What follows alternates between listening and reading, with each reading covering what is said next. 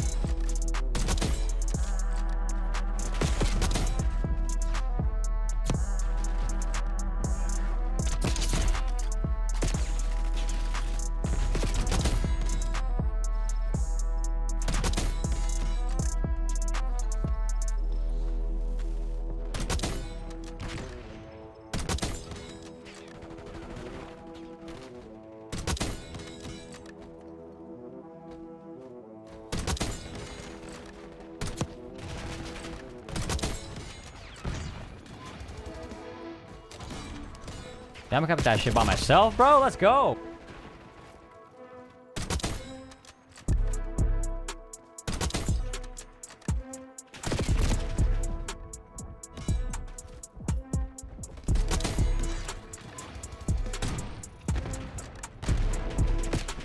Oh, you just got dropped, homie.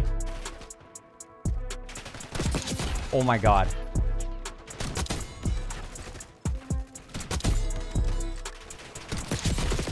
Oh, that was so clean.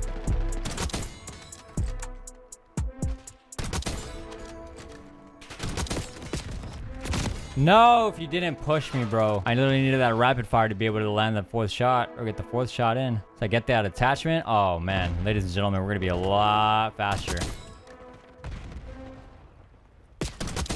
Yo, what's good, Hot Peppers? We got the BO6 beta, and we're going to be going over the settings and the class setups. If you just load up on the game, some of you guys, or maybe majority of you guys, should have your exact settings from Modern Warfare 3 or maybe Modern Warfare 2 or whatever previous COD. You've probably noticed it already, but in case if it did reset, and you need some settings, you know, to use. This is my controller settings at the moment. For any keyboard and mouse players out there, I'm sorry, but I do not play keyboard and mouse. So I'm going to go through this pretty quickly. Dead zone, guys, make sure you remember your dead zone because everyone's dead zone is very differently. As far as like right stick minimum, I would keep it between a 5 to maybe 8. I would say like 0 to 8, to be honest. Left stick minimum, 7 to 55. If you have stick drift, up that left stick so that way you can kind of just not move so much. But the max, at least you'll be able to maximize your speed in no time with 55. So you definitely want to keep it between that range. I think that's a really good spot. Anyways, aiming, on the other hand, we have ADS multiplier. I did not change any of this. We got some advanced settings as well. Unfortunately, they don't have any different aim assist. They have aim response curve type. So it's a little bit of a different aim assist this year. I want to say they nerfed it. I think they nerfed the aim assist. But red gunning, however, is honestly pretty strong for aim assist still. At low zoom, I keep it at a 0.80 because I play on a high sense. Again, I play on 1717 as you saw earlier. I didn't change any of the other ADS sensitivity multiplier scopes, especially for sniping. You could turn down the high zoom in case you want to, you know, drag shot just a little bit more. But I noticed a lot in my sniper kills. I would say I've been pre-aiming a lot. I mean, a lot. So just always be prepared. The sniping is gonna be a little bit slow this year. Maybe it's gonna be, I feel like it's kind of like Cold War speed, but you know. Anyways, all right, now on the movement settings, you want to make sure you have your sprint assist on, tactical sprint assist, or on, whichever you prefer. Me personally, I have it on because for whatever reason I've been experiencing a lot of glitches with my weapon. Just sprinting is very weird. The thing that's going to help you out with the movement by a lot is the sprint assist delay, because this is already set at 400. So to enable that better response time, having this at 0 helps out a lot. Sprint assist sideways and backwards, I both have them on. If you don't like the omni movement, by all means you can just take it out. Mantle assist, have this off. Crouch assist, I have that off as well. Now I just recently changed this to hybrid, and this allows me to be able to slide cancel pretty much a lot more consistent than tap to slide. If you do slide only and you don't want to dolphin dive, by all means I totally understand, but that eliminates the dolphin diving mechanic that applies to your omni movement stuff. So in my opinion, I think hybrid is the best option, but again, if diving is a problem, just put slide only. This is off. Movement advanced settings, I would have this as single tap run. Plunging underwater would be free. Everything else here is just as displayed. Vehicle settings, I don't ever hop in a vehicle unless I'm playing Warzone, so I might change that later on. Combat, now this one, the only thing I would probably change is the stuff in the combat advanced settings. You want to change that weapon mount exit on instant if you're like the type of player to use every single mechanic like I was myself. Now if you're a Warzone player, you might want to put on the prioritized reload on this one. I just have tap to reload because very rarely do I ever play Warzone. When you're playing this game, you definitely want to make sure that you think of a playstyle of Modern Warfare 3 and then slowly implement Omni movement, so that way you're not jumping too ahead of yourself, making dumb, unnecessary playstyles or like moves. So just keep that in mind. I use full screen exclusive. Some of you guys use full screen borderless if you're on a single PC. 240 hertz monitor, yada yada yada. Let's see here. Going down here, I did hear that if you put your NVIDIA reflex low latency just on, that would probably take away your packet bursting. So try that out. I'm just on plus boost. I mean, I haven't really experienced that much of a difference. So quality going over here. Obviously, again, this is going to be adjusted later down the line when I have an actual optimized setting.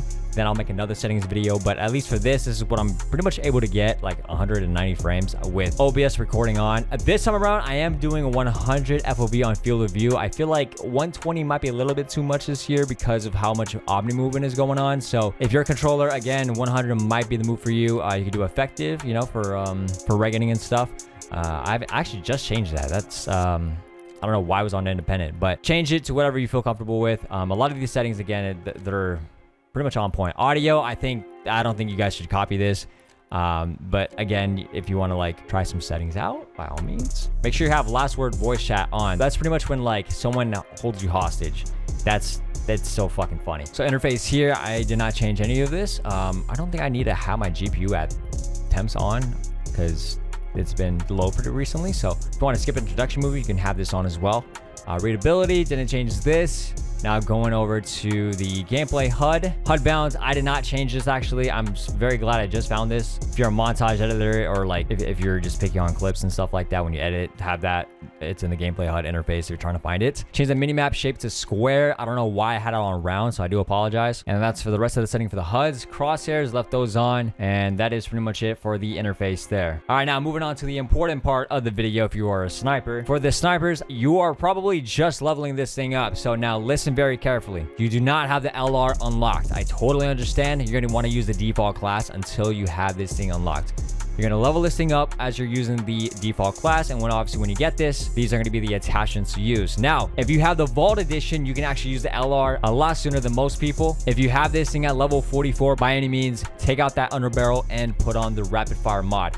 Trust me, the bolt is slow on this damn thing. And quick draw grip is something that you want over the other grips, because if you take a look at the pros, it's 3 arrows, basically meaning that it has a faster ADS speed. You don't want to be diving all the time unless you're trying to be fancy. Now, if you saw it in the early gameplay, if you want to use an optic, I would highly recommend using the Witless 3X scope. This thing is actually pretty fire. It's kind of like an ACOG. I haven't tried too much of the other scopes because I'm still unlocking it. I'm currently level 17. So again, if you feel like the regular scope is too much, slap on the Witless 3X and thank me later. And for the rest of the class setup, concussions and semtex, you can switch the concussion to stim shot if you like. Field upgrade, I'm just using trophy systems because I don't think there's anything really good going on. If you want to reduce that weapon motion, dexterity is good as well. And then third perk, double time. Still trying to unlock that perk greed so I can basically unlock dexterity and gung ho. That would be really helpful. Or ghost, because people have been using UAVs. And then now for the SVD, looks like an SVO. If you know, you know. It's pretty much like the Dragunov on Advanced Warfare. This thing, I'm still trying to level this thing up, but I do notice that the heavy stock is such an important stock to have for flinch resistance, because there's a lot of flinch on the snipers in this game. If you can put on the short barrel when you get this thing leveled up, by all means put that on as well. And then the quick draw riser. Before anybody freaks out, you can make like 10 classes there if you didn't notice. I just deleted them all because I don't need them at the moment, and it's pretty much a distracting to have. So score streaks, I've been using Scout Pulse, UAV, and Watchdog Helo, basically attack helicopter. If you guys want to make your game colorful, go over to barracks, hit customize, go all the way down to HUD presets, then go to colors tab, scroll all the way down, find color filter, put that to 2, then put on color filter target on both, then world color intensity and interface color intensity both at max. If you guys found this video helpful, drop a like. Let me know how you guys feeling about BO6, and come through the Twitch streams. We're going to be live on BO6 there.